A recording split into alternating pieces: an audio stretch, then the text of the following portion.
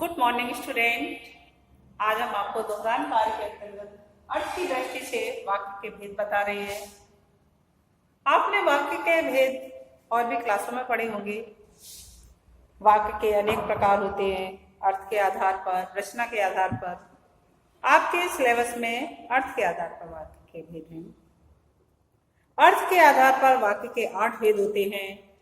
विधानवाचक वाक्य, निषेधवाचक वाक्य, आज्ञावाचक वाक्य, प्रश्नवाचक वाक्य, इच्छावाचक वाक्य, संदेहवाचक वाक्य, संकेतवाचक वाक्य और विस्मयवाचक वाक्य। विधानवाचक वाक्य कौन होते हैं?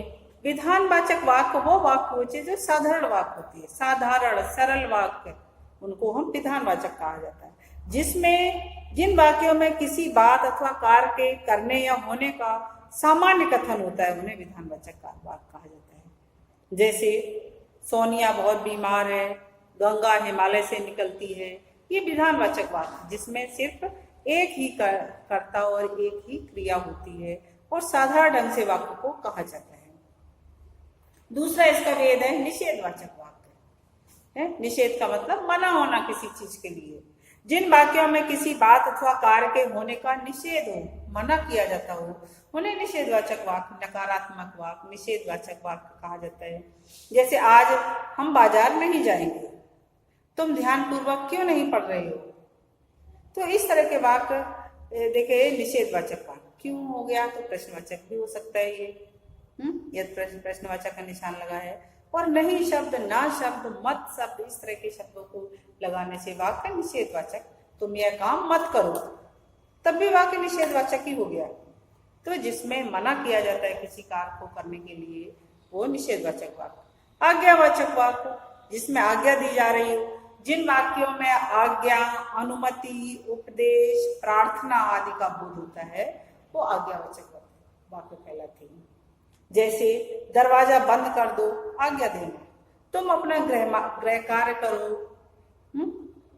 या मैं बाहर जा सकता हूं, इस तरह के वाक्य यदि हों तो वो आज्ञावाचक वाक्य। आज्ञा लेना, अनुमति लेना या उपदेश देना या प्रार्थना करना किसी से, इस तरह के जितने भी वाक्य होते हैं वो सब आज्ञावाचक वाक्य में आते हैं। इसका चौथा भेद है प्रश्नवाचक वाक्य जिसमें किसी भी तरह का प्रश्न किया गया हो। जिन वाक्यों में किसी प्रकार का प्रश्न पूछा गया हो उन्हें प्रश्नवाचक वाक्य कहा जाता है। जैसे आशा ने कार्य क्यों नहीं किया, आज तुम कहाँ गए थे, तुम क्या कर रहे थे, इस तरह के वाक्य होते हैं वो प्रश्नवाचक वाक्य कहलाते हैं। नेक्स्ट भेद है इच्छावाचक वाक्य, किसी भी तरह की इच्छा या अभिलाषा होना।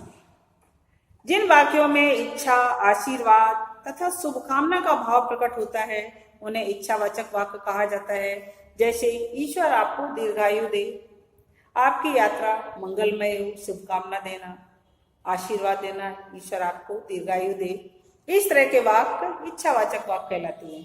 संदेहवाचक वाक्य जिन वाक्यों में किसी भी तरह का संदेह हो, जैसे आपने काल में पढ़ा होगा, संदिग्ध भूतकाल, संदिग्ध वर्तमान काल और संभाव्य भविष्यत काल, इस तरह के जो इसमें किसी बात का संदेह होता है वो संदेहवाचक वाक्य कहलाते हैं।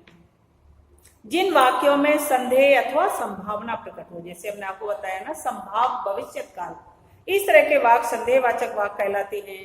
जैसे अब तक रेलगाड़ी आ चुकी होगी, शायद आज वर्षा होगी, तो इस तरह के वाक्य संदेहवाचक वाक्य।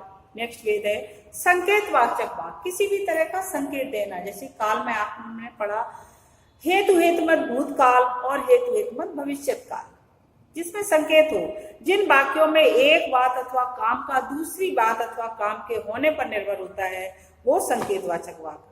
अगर नरेश ने झूठ न बोला होता तो उसकी नौकरी न जाती। यदि वर्षा रुक गई तो समय पर लौट आऊंगी। यदि वर्षा होती तो फसल अच्छी होती।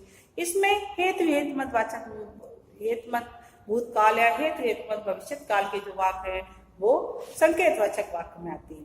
विस्मयवाचक वाक्य जिन वाक्यों में विस्मयवाचक वाक्य का तो आपके पूरा चैप्टर ही है, जिसमें विस्मय, हर्ष, शोक, घृणा आदि भाव प्रकट होते हैं वो विस्मयवाचक वाक्य कहलाते हैं। आहा मजा आ गया, शाबाश क्या गोल किया, तो इस तरह के वाक्य हैं वो विशेषणवाचक वाक्य कहलाते हैं। इन सभी वाक्यों को ध्यानपूर्वक आपको पढ़ना है, ये आपके एग्जाम में आएंगे। धन्यवाद।